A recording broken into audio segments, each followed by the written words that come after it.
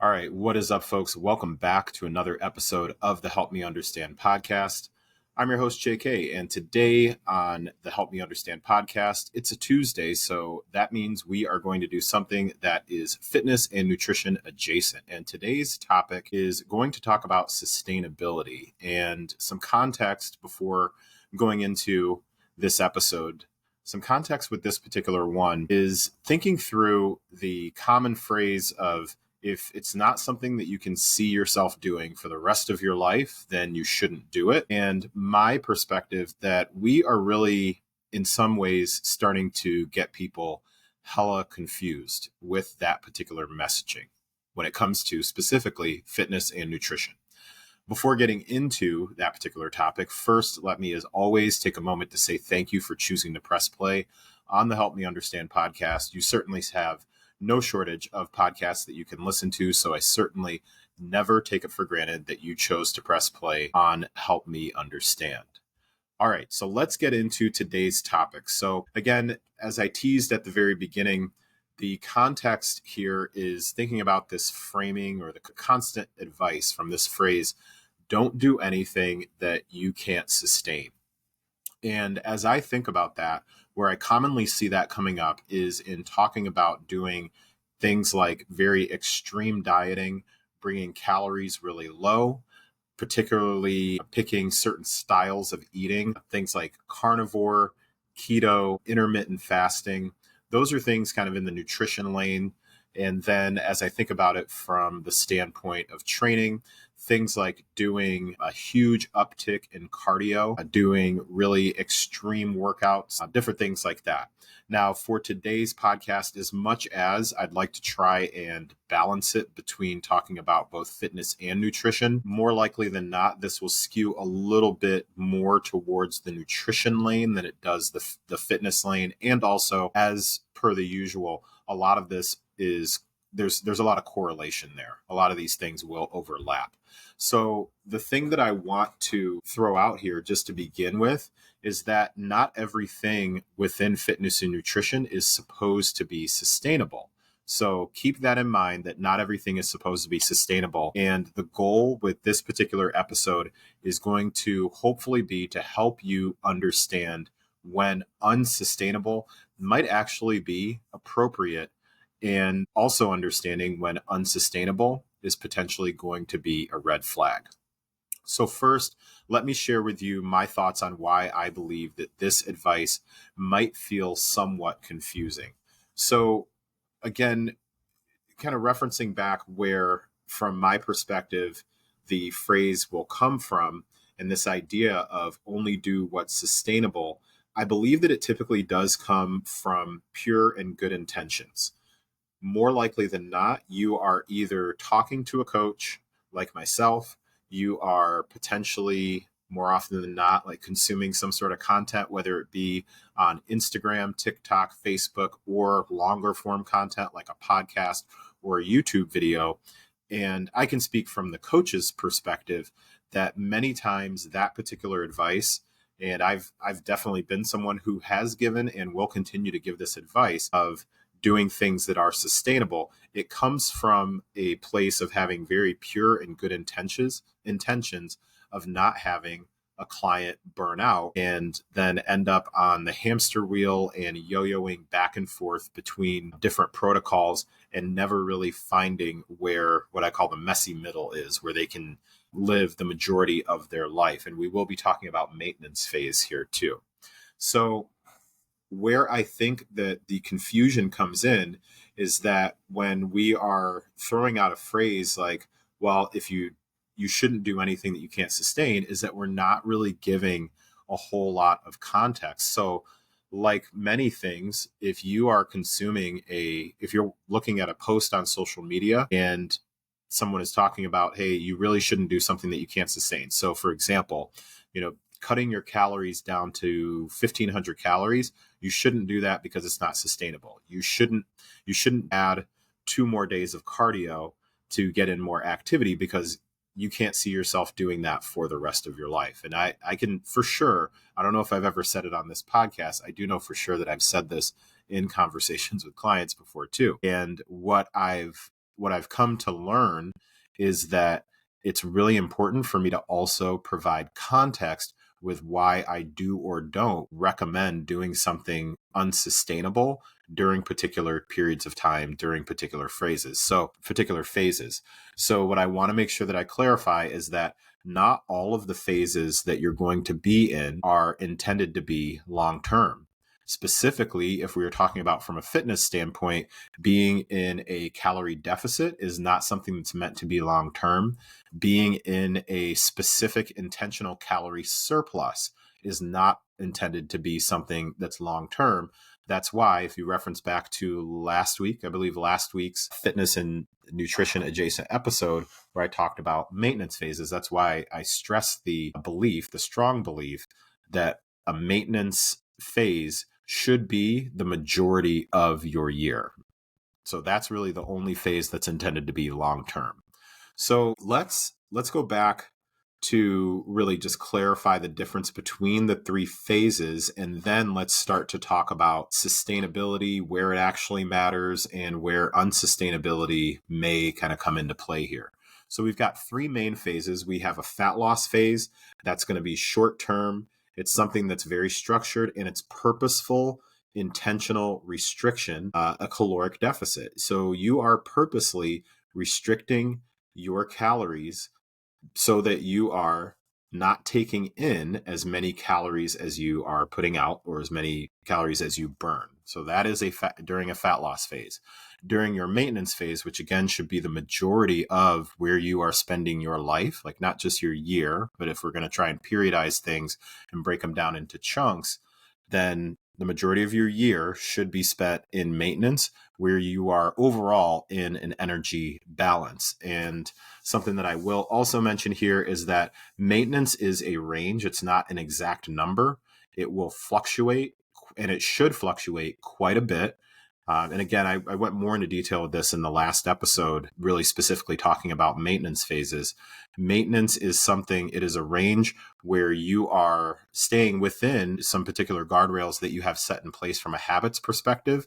And then when it comes to the number of calories that you're consuming, a lot of that will also be dictated by your physical activity, and really, well, a lot of it's dictated by your overall physical activity and also the other portions of your total daily energy expenditure. So things like just your NEAT, your average, like just fidgeting throughout the day, your sleep, your recovery, all of those things. I also did an episode on TDEE. So you will notice that, for example, during a maintenance phase, if you are finding that things are, you're just in a busy time of the year, like at the time that this recording is going out, it's May. So for those of us who have kids of all ages that are in some form of education, we're nearing the end of the school year. Like I've got a now finished her freshman year college student, so going into her sophomore year, so she's done, so that wraps up. Then my son, who is in junior high, he's still got about 2-3 more weeks, I think, left here before he wraps up. So there are all of those different things that go into wrapping up the end of the school year. If you've got kids that are also active in any sort of extracurricular activities, whether they be inside school or outside, you've got that. You've just got all sorts of those things that are going on. So as those things are happening, you are navigating the stress that comes along with those. And typically with that, there's also potentially a change in sleep patterns. There's a change in recovery and things like that. And so that starts to potentially affect your decisions, which then affects what you're eating and or not eating. And then there you go. So maintenance, again, I feel like I'm almost about to start redoing that episode again, but there's no need for me to do that. Definitely go back and listen to that.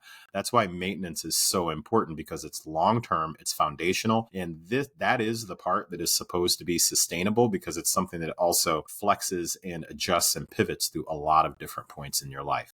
And then lastly, with the last phase that you have within a fitness journey, or the third phase, is going to be your muscle gain phase. So that is where you are in a specific, at least slight caloric surplus. So you're eating a bit more than you put out, because you are specifically also training in a way that is going to potentially put on more muscle. Ideally with that, there will also be a bit of an uptick in weight gain, depending on what you are looking for. So just overall, again, you've got these different phases within your fitness journey. So to basically kind of put an analogy with it, these different phases are just like seasons or different like gears that your transmission is going to shift to get down the road.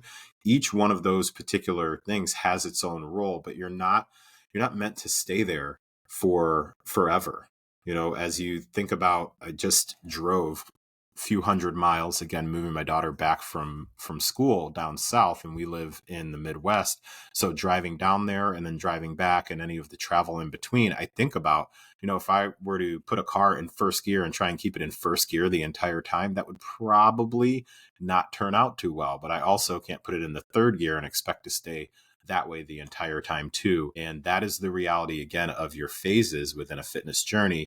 And this is where let's transition into really like the meat of this particular episode, where we talk about like the sustainability versus unsustainability conversation. So where I think that sustainability does actually matter is in the things that are long-term and part of your overall identity and your values. Where I think that unsustainability is likely going to be necessary is going to be in short-term phases, and specifically in a fat loss phase. That is the unsustainable part. A friend of mine and fellow coach named Liz, who works with me at Pop also, we were out to dinner one time out in Vegas at the Real Coaches Summit I believe it was last year, when we were as a team out to dinner, and we were talking about some different things that we were working through with clients and things like that. And Liz said something that was so simple and yet so profound when we were talking about commitment and adherence during the dieting phase. And something that she said is, paraphrasing, she said, I remind clients all the time that I get it, that the fat loss phase, it's tough. That's why it's short. And here's the deal. The diet is not supposed to be the sustainable part. So when you've got a client that is talking about like, man, I'm just getting kind of hungry, or like my energy is really low, taking health into account, because we're certainly not working on trying to push people to the point of exhaustion and really jeopardizing their health. We've really got to make sure that we keep in mind that there are going to be certain things, like, for example, cutting calories down. So say somebody is normally eating around 2,000 calories, and you may, during certain phases, especially as you're nearing the end, need to cut their calories much lower in order to get them to the point that you're looking to get them to start reversing out of their fat loss phase. And that's not supposed to be sustainable. So we really want to make sure that we start to distinguish between short-term tools, things like cutting calories and or potentially increasing cardio, versus things that are long-term, which is more of your identity and your values, like the things that actually matter.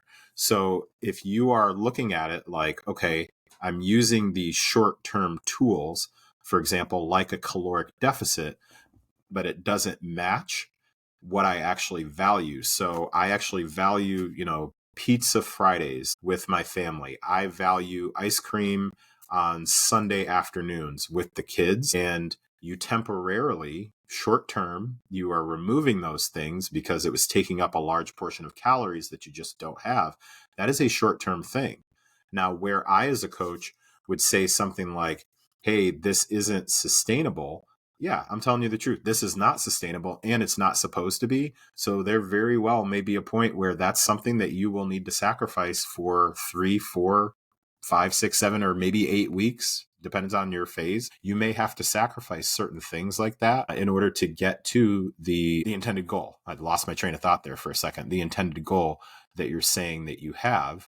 So that is why when we say things like, hey, I don't know that this is really going to be the best move for you because it's not sustainable, what we're specifically talking about is making decisions with things that go completely against your lifestyle, your long-term identity, and your values, and planning to stay there.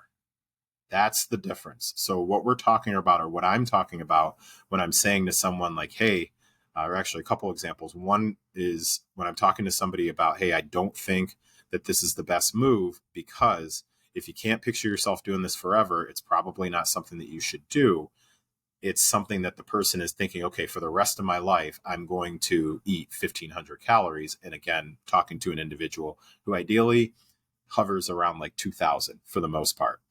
Another place where, and I will say most commonly, where I will see something like this is when somebody is jumping right into what I'm going to call the named diets. So a named diet would be something like carnivore, where you're eating meat, only meat, something like keto, where you're doing high fat, minimal protein and carbohydrates. Like that's actual keto. So when people say like the whole modified keto thing, like either it is or it isn't. This is basically the way that I like to approach these things. Like either you are or you are not. Like the whole modified thing, I don't, when I'm working with clients, if they have a particular style of eating that they're choosing to do, or a named diet that they plan to do, then I ask them to just stick to like whatever they're planning to do instead of calling it like a modified this or a soft version of this or, keto-ish. It's like either you're doing it or you're not doing it. Like we got to pick one or the other so that we can understand what we're working with here. And then also same thing with like intermittent fasting. If you are choosing to do something like intermittent fasting and you are identifying, okay, then I'm going to have this particular window. Like I'm doing, let's say like 16-8, which would be 16 hours of fasting. And I have an 8-hour eating window. And when I do that 8-hour eating window, it doesn't open until noon. So my eating window is like noon to 8. Okay. Is that something that you can see doing for the rest of your life? Is it something that aligns with your lifestyle? Because you're not doing it specifically for a short amount of time. You're not doing it for a dieting phase. You're expressing that you're going to be doing that as your long-term approach. Well, as we start to walk through that person's week, what we find out is that they consistently have a morning brunch on Sundays or morning breakfast on Sundays before church. They also, on Wednesday mornings, meet up with friends for coffee and donuts. Then we also find that their partner is in a band. And so on Saturday nights, that's typically like where they go to see their partner's band play. These are all like real examples that I've worked through. So that's a night where typically there's like alcohol and these other things involved. And they're like, well, I'm doing intermittent fasting on the other days. It's like, well, if we're talking 3 days per week, you're doing something totally different, then that's not necessarily like intermittent fasting isn't necessarily your lifestyle. You're utilizing it as a dieting strategy, but using it long term. So that's where I'm kind of coming from with some of the most common scenarios where somebody will be presenting something and I will challenge the whole like, well, when we're talking about if you can't see yourself doing it long term, it's probably not something that you should do long term, straight up. So really just ask yourself, do these particular choices that I'm making align with my long-term identity and the things that really matter to me? So a good like rule of thumb to use is that if you've got a tool that you're utilizing, again, things like a calorie deficit, increasing cardio and things like that, if you have a tool that you find disrupts your lifestyle, your values, or your identity, like how you identify, even in maintenance, then it's likely not going to be sustainable in the right way. So do keep that in mind. All right. So I mentioned this earlier and I'm going to bring it back in. So a big part of this particular conversation when it comes to trying to clear out and some of the noise and confusion around like sustainable versus not sustainable, I believe that a big part of where this stems from, like what's at the foundation, the root of a lot of this, is because we have not put enough emphasis on having some structure in maintenance. So more often than not, what I find is that rarely is someone who is pretty structured in maintenance and very consistent in maintenance drawn to doing things that are unsustainable and extreme during other periods of time. So again, somebody who tends to be pretty structured in maintenance. Again, in that previous episode, I talked about guardrails and having different lanes on the highway, all sorts of analogies, because I really like analogies. Very rarely is somebody who is pretty disciplined in maintenance, and that doesn't mean super strict, but just pretty disciplined, a decent amount of flexibility, but understands they're still getting all the basic foundational stuff in. rarely are they drawn to doing unsustainable things for a long period of time, because for the most part, what they're doing works, and they realize they're just, from time to time, are certain things that they're going to need to do a bit differently. And they are only looking to do that temporarily because they plan to return back to their sustainable, very healthy, very consistent, very productive, and very progress based lifestyle. Like, they plan to return back to a lifestyle that for many people would actually get them the progress that they're looking for. That's where those people spend the majority of their life. What they're doing is just every now and then they do things a bit differently so that they can get like that 1 to 2%, 1 to 3% difference with the result that they're looking for, likely aesthetic. So with that, just a reminder, maintenance, it's not just something you happen to fall into. It's something that's intentional. It's not just like coasting. It's not like being on cruise control. Like, it's not fully automated. You still have to pay attention to what's going on. And I'm a strong believer, again, that your maintenance phase is where you build consistency. It's where the person that you identify as, that's where you primarily live, is within maintenance. And that is where the sustainability actually gets built, because you're not working on trying to be perfect. You are working on finding a consistent and repeatable a consistent and repeatable rhythm. So that's what happens when you are in maintenance. All right.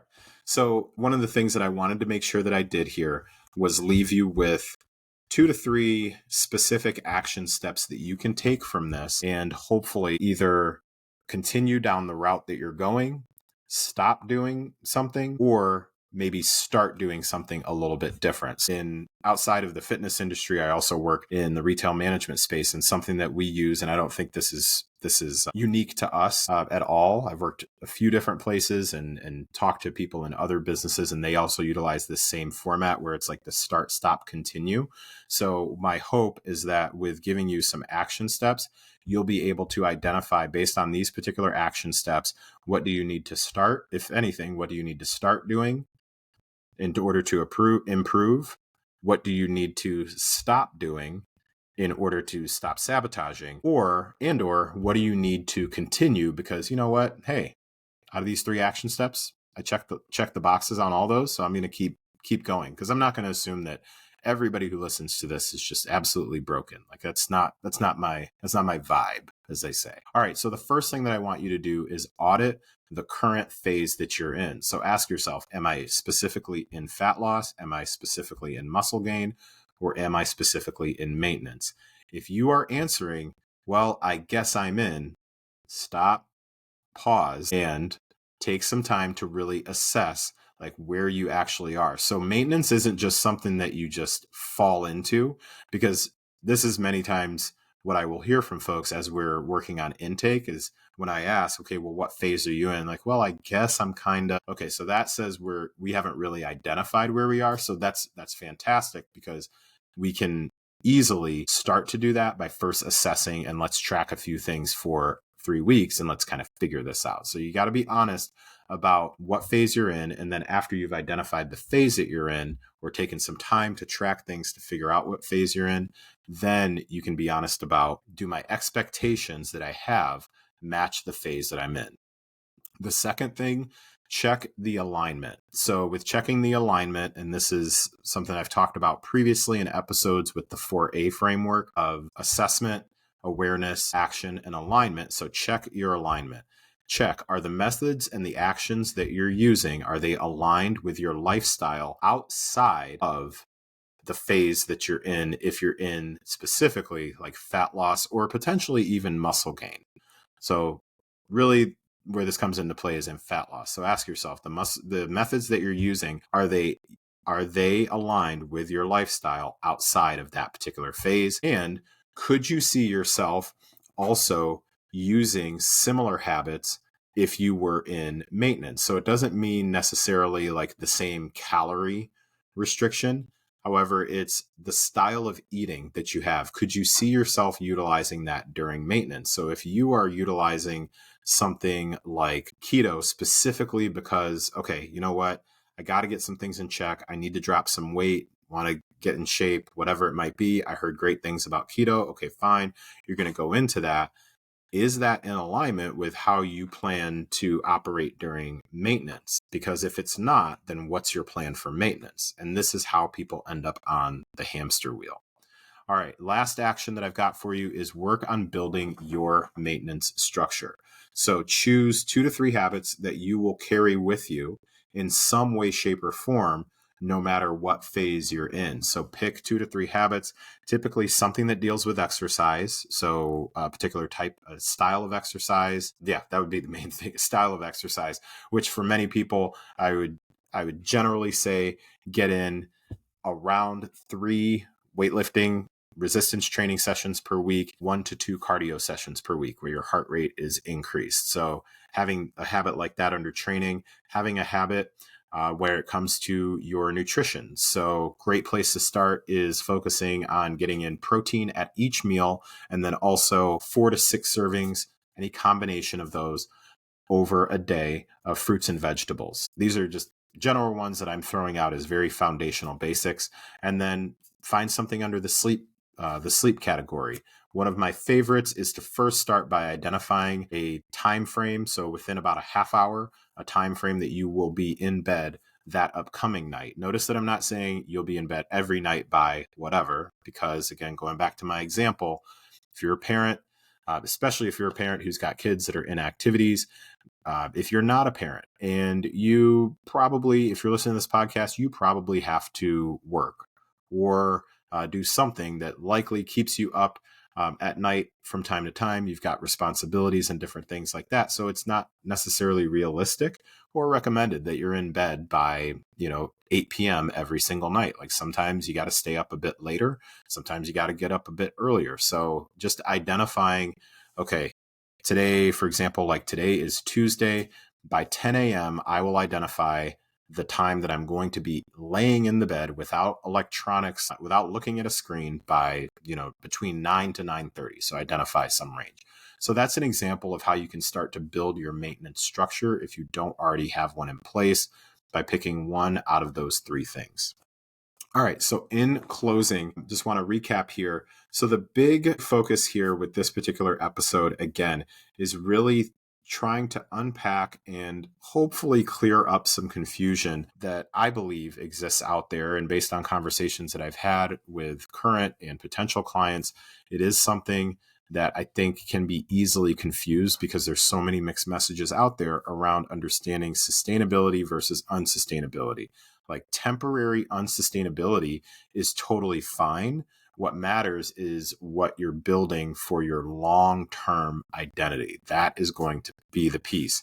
So I really want to encourage you, like not to have some sort of a fear or anything around an intense short-term effort, as long as you understand that that short-term effort is properly placed in particular spots, for example, like a fat loss phase, and it's been built based on what you already know to be true about the things that you're going to do in your maintenance phase. Because I am telling you, like, that is where people royally tend to mess this up, is they're very super like specific about what they're going to do when they want to lose weight.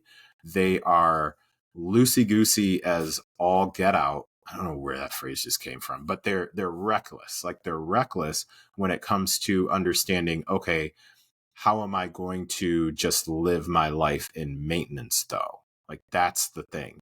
So always be working to build some sort of a sustainable foundation underneath the short-term unsustainable things that you are planning to do. All right. So with that, if you are interested in connecting with me about how I potentially may be able to help you throughout any or all of these particular phases through one-on-one programming and coaching and accountability to go along with that, my DMs are open. Reach out to me. You can either reach out through Instagram. My email is also in the show notes with this particular episode, so you can reach out anytime.